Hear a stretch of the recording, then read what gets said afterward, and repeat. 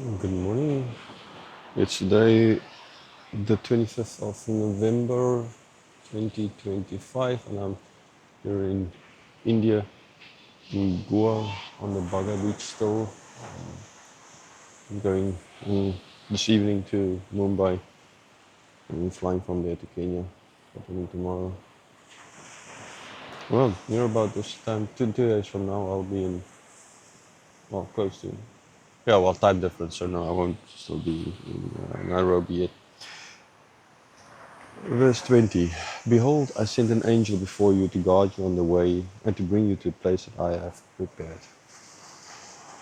Okay, God now, with this giving of the laws to Moses, has done already a heck of a lot in the whole concept of law giving and how to live in their cultural society, how to treat each other, how to treat the widows, the orphans, the sojourners, how to treat poor, how to treat those who sell themselves as servants into because of financial troubles, and how to worship him and not worship other gods. So a lot already has been said in a couple of chapters concerning all of this.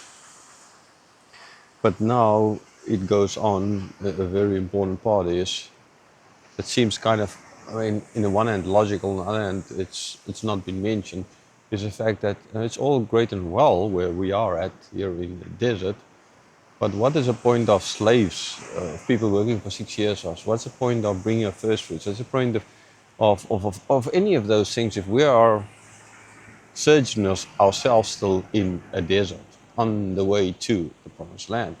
We need to get into the land so that all of these things can actually become very valid to us.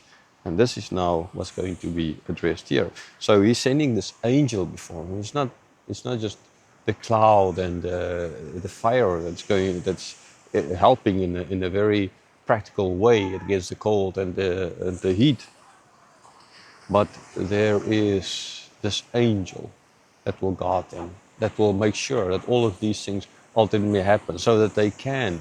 So God, from his side, will keep his word and make it possible for them to ultimately came into the kingdom. So he will guard them, he will bring them to a place, to which place? Not to a place they deserve, not to a place that they are going to conquer, but to a place that God prepared for them.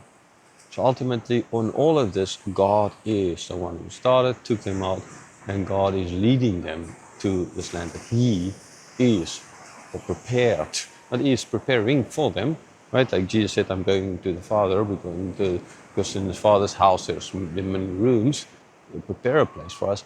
In this case, now the land is prepared. But I mean, in Jesus' case as well, that because He was speaking of a future, and so He's preparing, and He'll come back to take us back home. Verse 21. Pay careful attention to him and obey his voice. Do not rebel against him, for he will not pardon your transgression, for my name is in him. Yeah.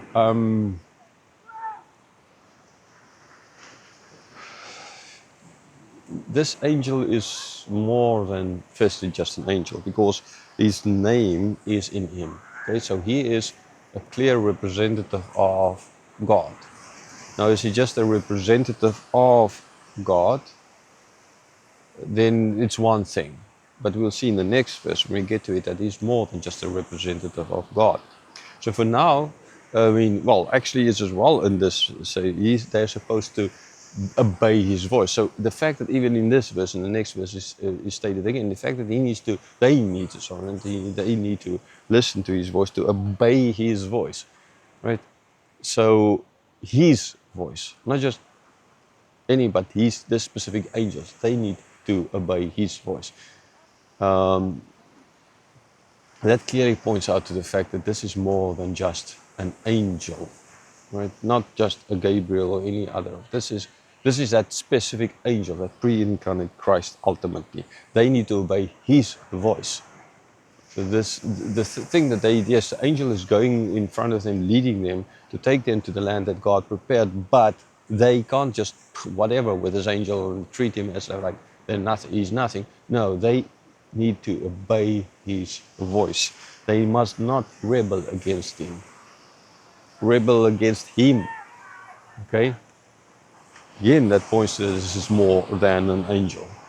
And he will not pardon your transgression. Not I, he will not pardon your transgression. So again, this third point is, so he listened to his voice, not rebel against him, and he's not going to pardon your transgression. So that this angel has all this power clearly points to the fact that this is a pre-incarnate Christ. Just normal angel, so if you disobey him, it's not that you're disobeying him, you're disobeying God, right? You're not listening to me, it's not because you're not listening, you're ultimately not listening to God, right? Okay, now, I mean, here I'm not, because not everything I'm saying is God's word, so I'm not that, right? You sin against any human being, you ultimately sin against God, not against that person, according to the Bible, against God. Yes, we are the people who live through the consequences, but ultimately you sin against a person made in the image of God, you sin against God, that kind of idea. But no, in this case, it's not. This one is acting on his own. He's doing all of this. And then his name, lastly, is in him. So all these four things clearly points to the fact that this is the pre-incarnate Christ. So yes, the angel is there, but he'll lead them. They need to obey his voice. They must not rebel against him. He's not going to forgive if they do, and his name is in him. So all those 4 points things point out clearly to a pre-incarnate Christ.